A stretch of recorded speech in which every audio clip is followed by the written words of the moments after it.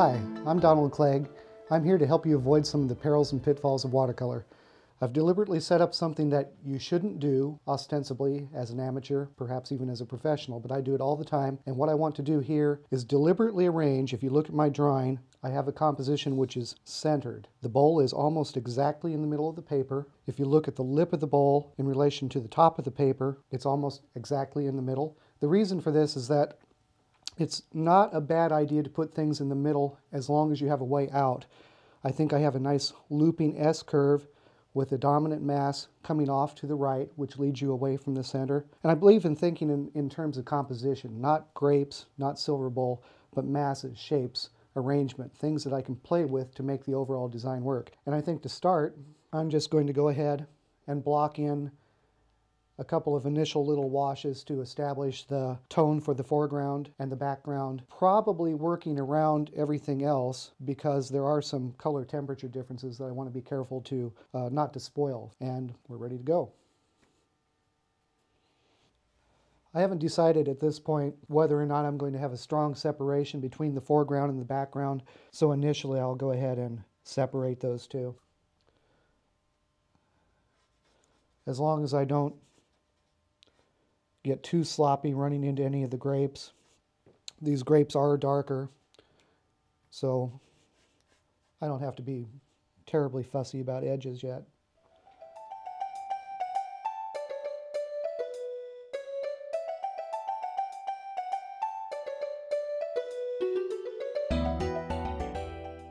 Next, I'm going to go ahead and paint a simple background wash. This time, grab my glasses. This time with a mixture of buff titanium, a little nickel titanate yellow, and cerulean blue. It's quite pale, but again, I want to get rid of that white that I see, tone it down, and get some color temperature changes working right away. The little stem that I'm working around right here may not be important, but when I look at it, the color is different, so what the heck, why not work around it? If you're unsure about what to do in your work, where to get started, and you see something obvious like a background wash or two that you can put in, well, do that. It kind of gets you into the flow, using the brush, getting some color down, and often the white of the paper can be somewhat intimidating on its own, and so you go ahead and tone that down and you feel like you've got to start on your painting even though the end result may look quite different. And from there, I'm ready to stop and dry it again. What I need to do at this point, just for insurance purposes, is carefully observe and work around some of the highlights on the prominent grapes. So I've got kind of a loose mixture of a light yellow, gamboge, and a little cadmium red on my palette. And I'm going to start by focusing on the grapes at the edge, which are lit the most, and see if there are any highlights that I would like to at least initially work around. Switch to a different brush. Why am I using that? The highlights that I'm looking at here in this light are actually cool, and that again is something that I may or may not adjust. So just kind of bouncing back and forth. These don't have to be final decisions on the highlights. As a matter of fact, I know they're not. They're larger than they probably need to be, but for the sake of having a little something to work by later, why not work around them right now? And I can switch to a bigger brush. Some point in here, the color switches from red to the blue-black of the black grapes, but it's darn difficult to tell where. When I squint my eyes and look into the shadows there, everything becomes basically one dark, solid mass. And as a result, if I can't see any specific changes, then I won't make any. I'll just switch over to a mix of cerulean blue, carbazole violet, dulled down with a little nickel titanate yellow, and start indicating the grapes where I do see a transition occurring. Okay, while this is wet, looking at it, I can see that overall I'm too much towards a red purple, even though it's definitely cooler than the other grapes. And so while I'm in here and I've got some color going, I think I'll add a little cobalt blue to my mix and further tone down some of the grapes. That won't hurt anything at all. There's no real separation edge between those two grapes, so particularly at this stage where the paint is so light. So go ahead and paint them in. Move over and looking at the darker grapes on this side, very close to the light, they have highlights that are much lighter than on this side of the painting. So here I might well keep them, if not 100% white, I'll certainly be keeping them lighter. So some pretty careful attention there. Technique is anything that you do on a consistent basis that eventually becomes a kind of handwriting of your painting. Something you may not like if you're more of a beginner is that you may not like your handwriting, but if your handwriting is consistent, and it always is, those flaws are likely to be consistent and likely to be something that ties your painting together.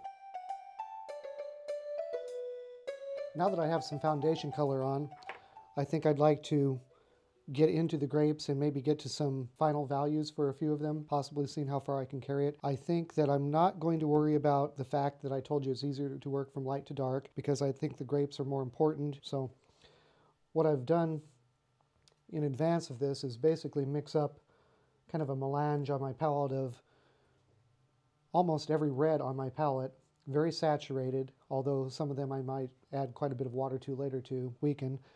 Mix that with a good amount of carbazole violet, added for good measure, a little touch of cerulean blue on the side, maybe a little violet, doled with a little nickel titanate yellow. And that mixture is going to carry me through essentially all of the red grapes. Looking at the perimeter of the grape I'm starting with, it's quite dark, so very careful, small brush. You have to pay attention to the edges. Grapes are, after all, round. Get a little color down, and then go ahead and carry that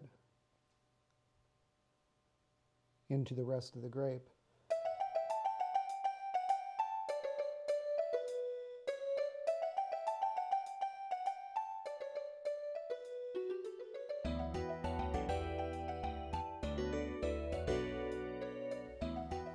I think what I'm going to do is I just decided to do these grapes in kind of a two-stage process, and I'll explain as I go here. I'm kind of painting the lighter value that I'm painting right now would be the frosty, dusky area of the grapes, and I think I'll carry through most, if not all of them in this process, working around any highlights that I see.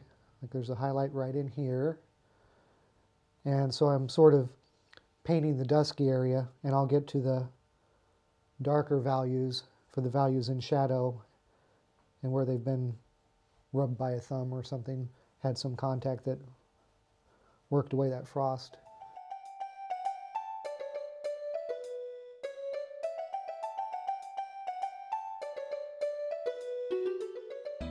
This is kind of a nice area to be working in, maybe some touches of the mix, which is more predominantly a blue-black. What I've done is add some very, very dark carbazole violet, ultramarine blue to the mixes I already had down to establish what will be the darks in the dark blue grapes. So I've got this black hole here where I basically don't see any structure.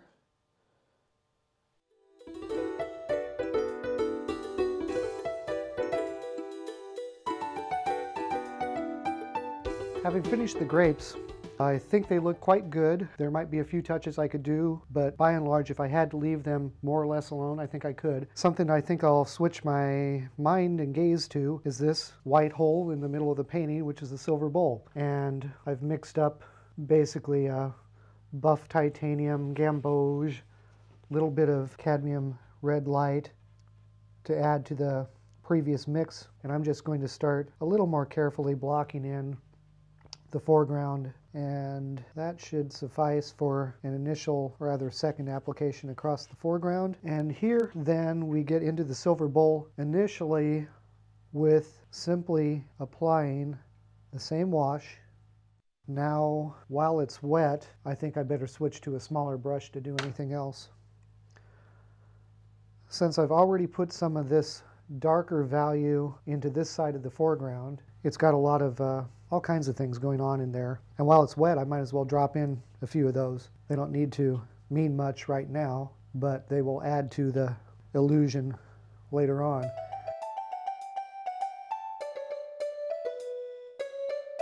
The base itself reflects a bit of the color, but not as much. But it does have these little raised areas, lips, where it is catching some of the reflected color from the grapes. And so when I paint the base of a silver bowl like this, it's generally a back and forth between putting down little strokes, little patches of color, drying it, going back in until I build up this kind of mosaic that eventually, hopefully, looks like silver under those light conditions. Again, I'm seeing a bit of the reflected color.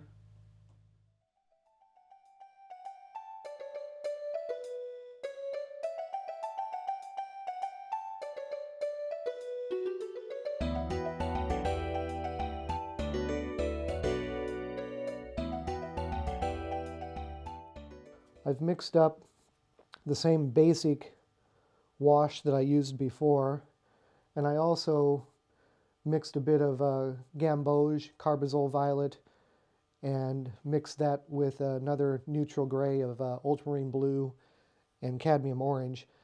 And I don't feel like I have any depth yet, and I think that I'm going to have a little transition from dark to light as I move towards the foreground.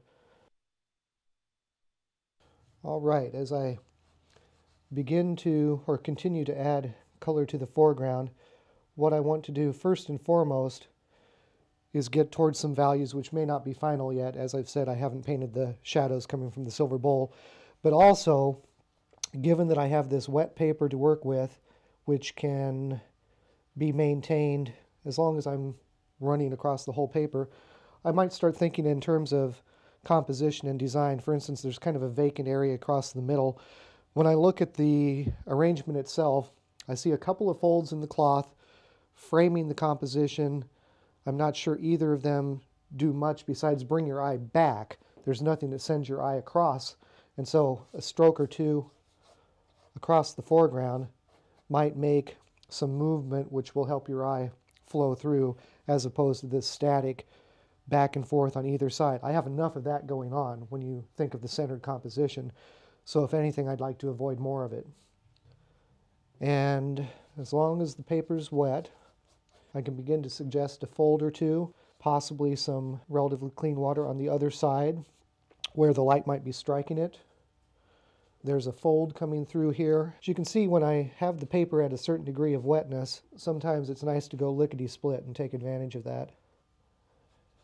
And where the fold is joining the silver bowl, slow down a little bit and get that right there. I think that's working well enough. Come back in here where it's starting to dry and re-wet it, at the same time adding more paint. In some cases, I might actually see a little reflected color from the objects that I'm painting, but I don't see that in this case, so I'm not going to worry about it. It's a nice enough effect when it occurs. Okay, thinking it might be nice to bring in a fold over here after all. I've brought the eye over, but now I want to send it up. Thinking on the fly, or at least attempting to. Water on the side where the light might be striking. I'll just continue to rinse my brush, tap it on my sponge, hit the area, go back in with a little darker paint on the other side, back over here, maybe a little more warm color in the foreground to the left where I haven't had too much paint application yet. Again, one of those visual cheats to approximate light, since you can't work with light, only paint, is to use warm yellows, golds, reds, in that range to approximate the feeling of light striking an area, and then cool the color and typically darken it for the other areas.